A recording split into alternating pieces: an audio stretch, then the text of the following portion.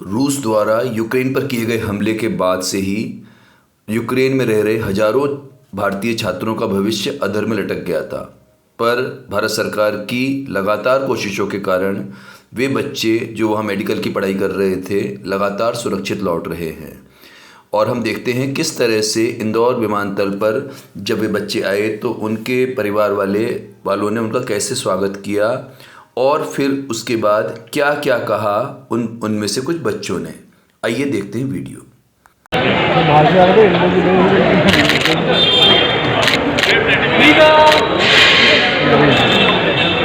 अरे भैया क्या कर रहे हैं? उधर आ जाओ। ठीक है ठीक है ठीक है। थोड़ा पीछे ये भी है क्या? इनका नाम क्या है? आर्या। कहाँ से? दोनों आ जाओ। ये भी है क्या? ये भी है साथ में?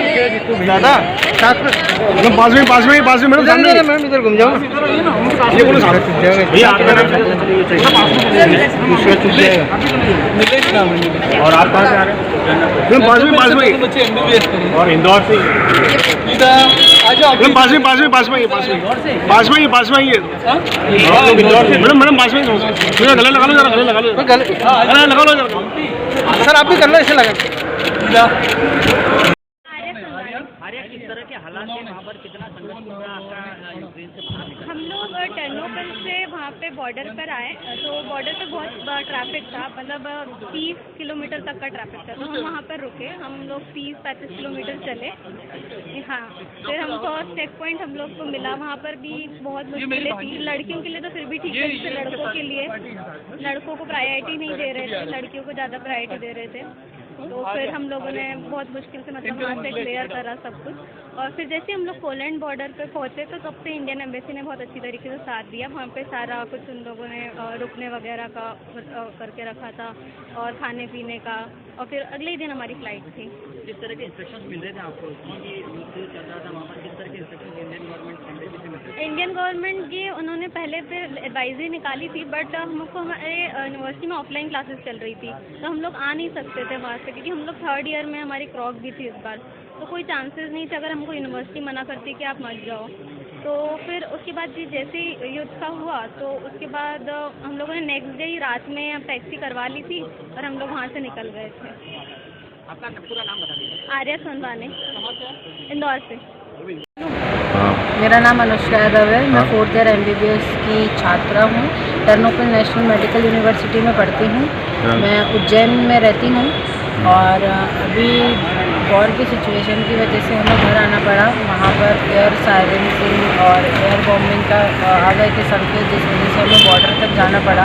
इंडियन एम्बेसी ने बोला कि आप लोग बॉर्डर पे आ जाइए। तो हम लोग बॉर्डर के लिए निकले तो उसके बाद हमें 45 किलोमीटर पहले ही छोड़ दिया बस ने, क्योंकि बहुत ज़्यादा ट्रैफिक था।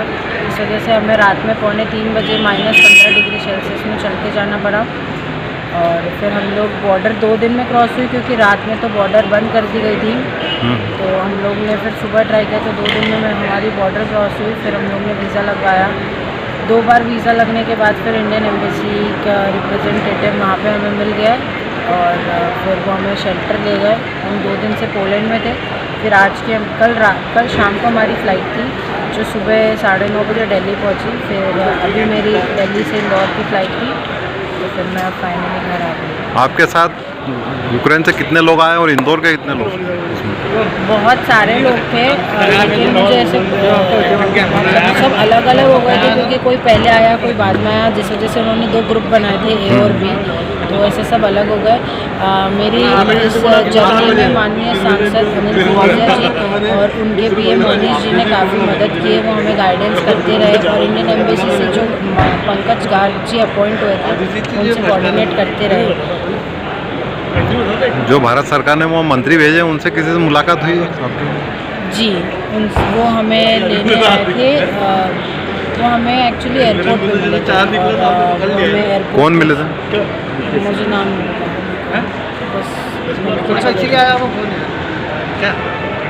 और रास्ते में कुछ तकलीफें आई? आते टाइम तो बहुत हुई, बट पोलैंड पहुँचने के बाद कोई तकलीफ नहीं थी। इंडियन एम्बेसी थी वहाँ पे हमारे लिए, तो तब कोई तकलीफ नहीं। वो पोलैंड जो हंगरी पोलैंड बॉर्डर पे कुछ सुना था कि इंडियंस को कुछ आने नहीं दे रहे थे अंदर, जिससे कुछ वाकया हुआ था। इंडियंस को आने नहीं दे रहे थे और वहाँ के सोल्जर जो थे वो चिल्ला चिल्ला के बोल रहे थे कि और prime minister is not supporting us, तो उस वजह से हमें काफ़ी प्रॉब्लम। किसी के साथ मारपीट भी हुई थी?